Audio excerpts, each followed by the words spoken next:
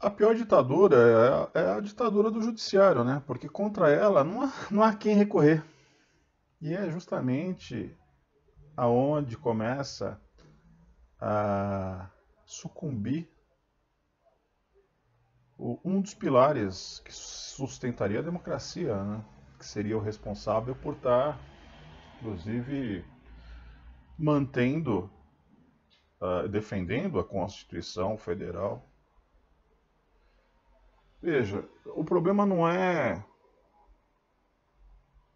estar defendendo a Constituição, é da maneira com que está fazendo, a interpretação que o STF dá para algumas coisas. O ministro Alexandre de Moraes, hoje ele suspendeu, né, a nomeação do Ramagem, indicado pelo presidente da República, prerrogativa do presidente da República, Bolsonaro, para ocupar esse cargo. É óbvio que abrir inúmeras investigações de interesse, inclusive por parte do presidente, e nossa, enfim, se fazer justiça. Investigações essas que parece que não são tão do interesse do ministro Alexandre de Moraes. Entender um pouquinho quem que é Alexandre de Moraes. Alexandre de Moraes, ele foi... Eu me lembro dele aqui em São Paulo como presidente de CT na administração Kassab. Ele exercia uma outra pasta também, da... Enfim, Secretaria Social, acho que era essa a pasta, enfim. E presidente da CT, que é a Companhia de Engenharia de Tráfego. Mas antes ele era advogado, ele chegou a ser advogado, e ele foi também promotor de justiça no Ministério Público. E advogado do PCC. Advogado criminal. Então, ele pode defender quem ele quiser. É legal. Estado Democrático de Direito, amparado inclusive pela Constituição, isso ele pode, e deve, é função de um advogado de defesa, enfim, defender o cliente, seja ele quem for, até o PCC. Mas está lá, no histórico dele.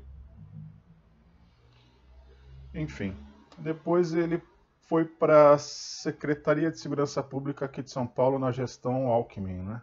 Ele foi secretário de Segurança Pública, e quando o ministro do STF, Teori Zavascki, morreu naquele acidente estranho, naquele avião que caiu, né, com um comandante que era, enfim, instrutor de voo há 20 anos, um avião novo, em que ele dominava esse percurso, né, que parece que foi em Paraty, acho que foi em Paraty isso. Ele conhecia muito bem, fazia muito esse percurso e o avião caiu. Abriu essa vaga e o então presidente Temer indicou o Alexandre de Moraes para essa vaga.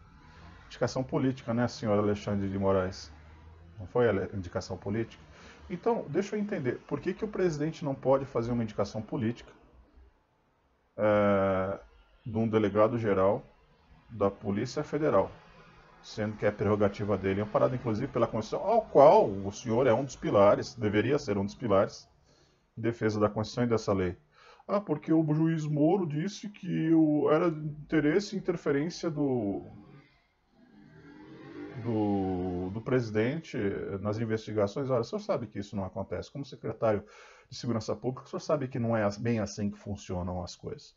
Mas os interesses me parecem serem outros, não é verdade? Já que o último delegado-geral lhe era muito conveniente. Pelo menos é isso que os antagonistas estão dizendo, não é? Vou pegar aqui a matéria do antagonista. Ao sair do governo, Sérgio Moro revelou ter sugerido a Jair Bolsonaro o nome do delegado Disney, é isso? Disney, o 7, para substituir o Maurício Valeixo no comando da PF. E o Bolsonaro rejeitou. Mas esse era um nome interessante. O atual número 2 da PF é ligado a Alexandre de Moraes, responsável pela investigação de supostas ameaças a ministros do STF que incomodam tanto a família Bolsonaro. E tem um detalhe aqui, né? O senhor alegou que o próprio Moro havia pedido a demissão pelo esse motivo da interferência, da possível interferência do presidente no próximo delegado. Quer dizer, então o senhor já está pré-julgando um crime que poderia acontecer, mas não aconteceu. Aonde é que está na lei isso, ministro? Isso é uma ditadura velada do judiciário. Do judiciário não, do STF, de alguns ministros do STF. E os nomes deles, a população já sabe. E para sorte do senhor e dos seus outros colegas, nós temos muitos generais frouxos aqui. Muitos generais. Não estou falando de intervenção, não. Porque é como eu ouvi hoje do Alan dos Santos, é como se fosse fazer uma reforma. A gente não quer perder o banheiro. A gente vai fazer uma reforma no banheiro. A privada está cagada? Vamos limpar a privada. A gente não vai arrebentar com a privada. Porque a gente quer continuar cagando. Entendeu, ministro? O STF a gente não quer. É meio estranho, né? Ficou meio pesado. Mas vai assim mesmo. A gente não quer destruir o STF, acabar com o STF. Mas tem muita sujeira lá dentro que a gente quer tirar. Entendeu o recado, ministro? Mais direto do que isso não tem. Gostaram do vídeo? Dá um like. Se não gostaram, dá um dislike. Comenta aqui embaixo. E o ministro fica à vontade. Faz o que quiser. Para mim, virar de ponta cabeça, não serro ela. Eu não vou pedir desculpa de nada não, porque esse é só meu ponto de vista. Afinal, ainda estamos em Estado democrático de direito, não é verdade? Ou não, ministro? Julho de 2013. Um acidente aéreo mata 4 principais executivos da Bradesco Seguros. Nesse desastre, eu, particularmente, perdi 2 queridos amigos, que eram pilotos da aeronave. A caixa preta foi encontrada destruída e não ajudou a esclarecer os motivos da queda. Em 2014, Eduardo Campos morre em queda de avião durante sua campanha presidencial, justamente quando seu nome começava a ganhar força contra a candidatura de Dilma. A caixa preta do avião, mais uma vez, não foi encontrada. Dia 9 de novembro de 2015. O corpo de Sebastião do Rego Bairros, 75 anos, foi encontrado na calçada do prédio onde morava em Copacabana, zona sul do Rio de Janeiro. Ele foi diretor-geral da Agência Nacional de Petróleo, ANP, entre 2002 e 2005, e acabou sendo substituído por suas constantes discordâncias de opinião sobre a condução da agência com a então ministra de Minas e Energia, Dilma Rousseff. Sebastião caiu do 11º andar do edifício em que residia. As circunstâncias da queda até hoje não foram esclarecidas. 19 de janeiro de 2017. Um avião King Air C-90 seminovo com pouco mais de 10 mil horas de voo, pilotado por Osmar Rodrigues, piloto e instrutor de voo, com mais de 28 anos de experiência e especialista em voos entre Campo de Marte, São Paulo, e Paraty, Rio de Janeiro, caiu tendo a bordo o ministro Teori Zavascki. Teori era relator dos processos da Operação Lava Jato e ia homologar nos dias subsequentes as delações premiadas dos executivos da construtora Odebrecht, que entregariam todos os nomes dos políticos envolvidos nas apurações da operação, capitaneada pelo juiz Sérgio Moro. 6 de setembro de 2018.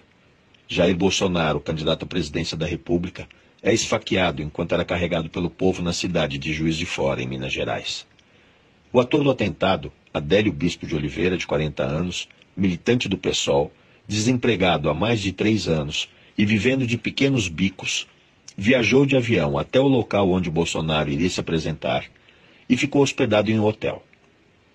No quarto que ocupou, a polícia encontrou 6 celulares, 2 laptops, mais de 14 mil reais em dinheiro.